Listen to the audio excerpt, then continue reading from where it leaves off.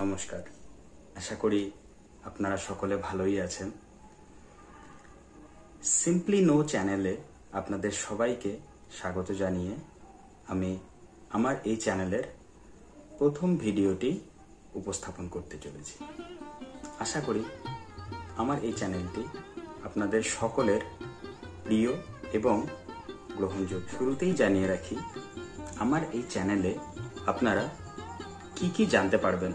তো চ্যানেলের নাম অনুসারে আপনারা বুঝতেই পারছেন, তো এখানে আপনারা খুব সাধারণভাবে সহজ সরল ভাষায় বিভিন্ন ধরনের বিষয়বস্তু সম্পর্কে বিশদ জানতে পারবেন এবং জানতে পারবেন আপনার ভাষায়, একদম আপনি যে ভাষায় কথা বলেন, আপনি যে ভাষা বোঝেন সেই ভাষায় আপনাদেরকে আমি বোঝাবো। ভালো লাগলো তো? আমার এই সিম্পলি নো চ্যানেলে বিশেষভাবে উপকৃত হবেন যারা ক্ষুদ্র থেকে মাঝারি মাত্রার ব্যবসা বাণিজ্য ও শিল্প উদ্যোগের সাথে জড়িত। এছাড়াও উপকৃত হবেন বিশেষ করে ছাত্রছাত্রীরা যারা বিভিন্ন বিষয়ে জ্ঞান অর্জন করতে চলেছেন। তবে শুরুতেই বলে রাখি, এই সিম্পলি নো চ্যানেল কিন্তু সাধারণ জ্ঞানের থেকেও আরেকটু বেশি। সিম্পলি নো চ্যানেল আপনাদেরকে বিশদে বুঝিয়ে দেবে যে আপনি যেটা জানতে চলেছেন তার পিছনে কি হয়েছে, কেন হয়েছে এবং এর গুরুত্ব কি। শুধু তাই নয়, অনেক সাধারণ মানুষ আছেন যারা বিভিন্ন জায়গায় বিভিন্ন রকম কর্মকাণ্ডের সাথে জড়িত, তাদেরও অনেক রকম বিষয় নিয়ে জানতে ইচ্ছে করে, তারা জানতে চান। আমি তাদেরকেও বলি, আমি আপনাদের ভাষায় আপনাদের সাথে মিশে আমি কাজ করি এবং আপনারা যা জানতে পছন্দ করেন আমি সেই সমস্ত বিষয় তথ্য সংগ্রহ করে আপনাদের সামনে তুলে ধরব। আজকের এই ভিডিওকে বেশি দীর্ঘায়িত আমি করব না। যে একটি বিশেষ বিষয় নিয়ে আজকের ভিডিওটি আমি আপনাদের সামনে এনেছি, সেই বিষয়টি একটি দারুণ মজার বিষয়। জানতে চান? জানুন তাহলে। প্রভু শ্রী শ্রী জগন্নাথ দেবের রথযাত্রা গতকাল আরম্ভ হয়েছে, আপনারা সকলেই জানেন। তো আপনারা কি জানতে চান প্রভু শ্রী জগন্নাথ দেবের রথের নাম কি? জানাবো, অবশ্যই জানাবো। জানতে হলে পুরো ভিডিওটি আপনাদেরকে শেষ পর্যন্ত দেখতে হবে। খুবই ছোট ভিডিও, বিশেষ কিছু সময় আপনাদের আমি অপচয় করতে বলবো না। ভিডিওটি দেখুন এবং উপভোগ করুন। তো বিষয় শুরুতেই আপনাদেরকে আমি বলতে চাই, এই রথযাত্রার যে কাহিনী তা কি আপনাদের জানা আছে? কেন রথযাত্রা হয়? এই কাহিনীটি আপনাদের সকলের জানা বিশেষভাবে প্রয়োজন। জানুন, এই রথযাত্রা শুরু হয়েছিল মাতা গুন্ডিচার অনুরোধে। তো এই মাতা গুন্ডিচার অনুরোধে প্রভু শ্রী শ্রী জগন্নাথ দেব রথযাত্রা করেছিলেন। তার পিছনে একটি বিশেষ উদ্দেশ্য আছে। উদ্দেশ্যটা কি জানেন? হিন্দু সমাজের বিভিন্ন রকম নিয়মাবলী বলি বা চলাফেরার রীতি রেওয়াজ বলি, যাই হোক, তো তার মধ্যে বিশেষ কিছু বৈশিষ্ট্য ছিল।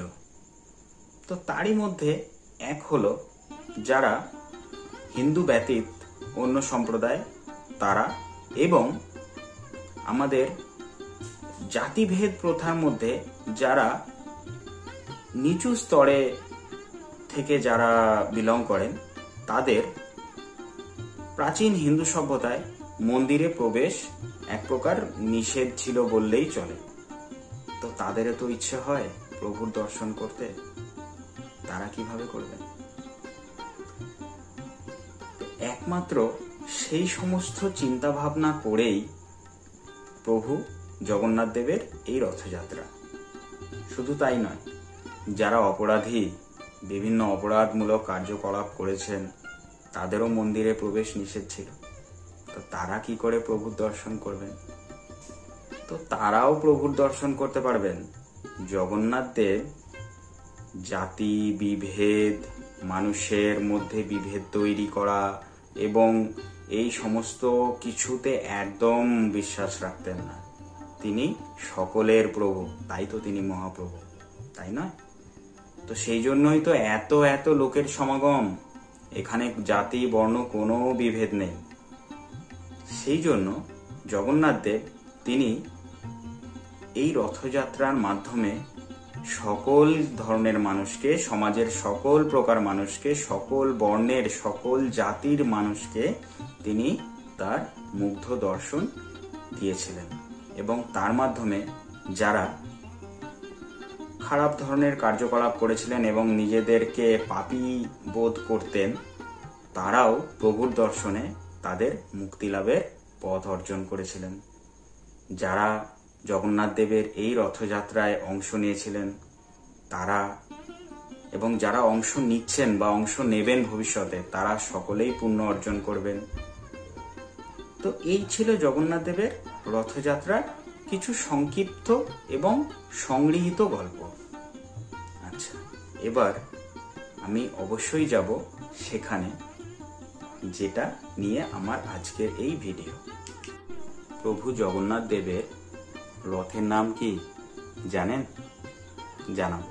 এবং কেন এই রথের নাম সে বিষয়েও আপনাদেরকে আমি জানাবো।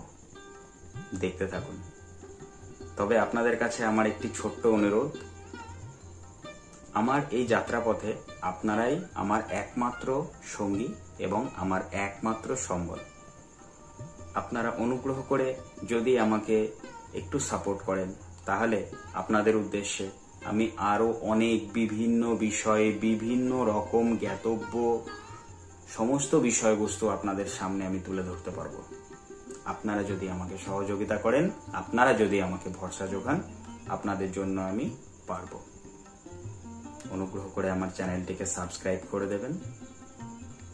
দেখতে থাকুন এবং আপনার ভালো লাগলে আপনার পছন্দের, আপনার প্রিয়জনদের সাথে ভিডিওটি শেয়ার করতে পারেন। এবার বলি, জগন্নাথ দেবের রথের নাম নন্দীঘোষ।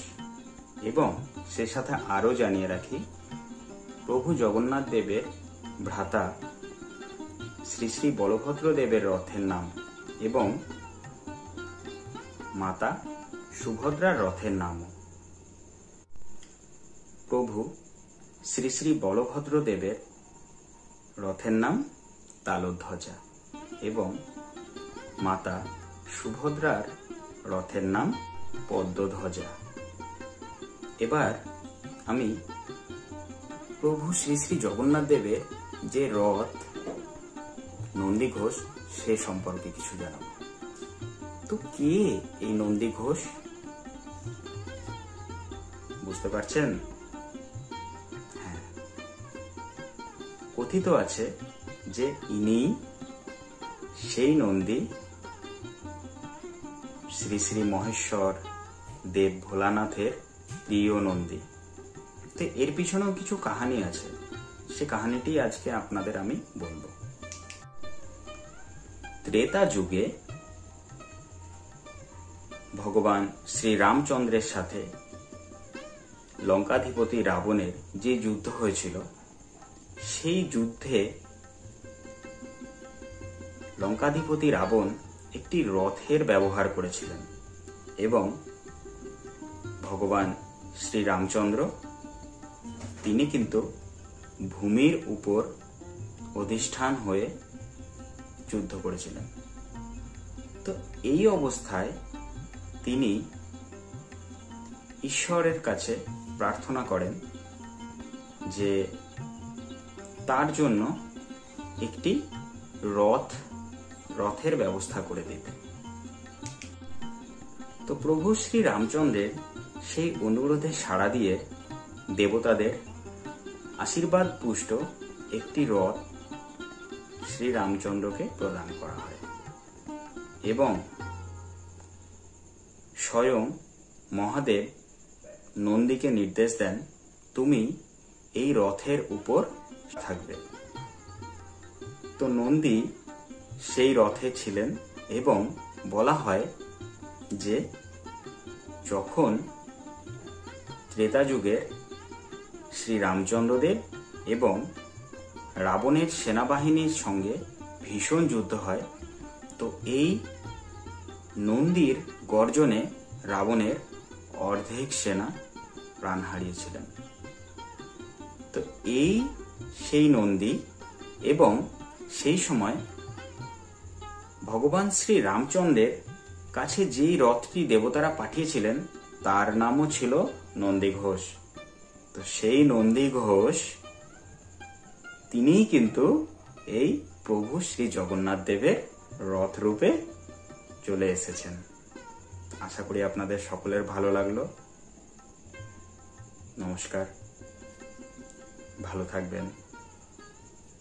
আপনাদের সকলকে আমার আন্তরিক শুভেচ্ছা জানিয়ে আমি আমার আজকের প্রতিবেদনটি শেষ করলাম।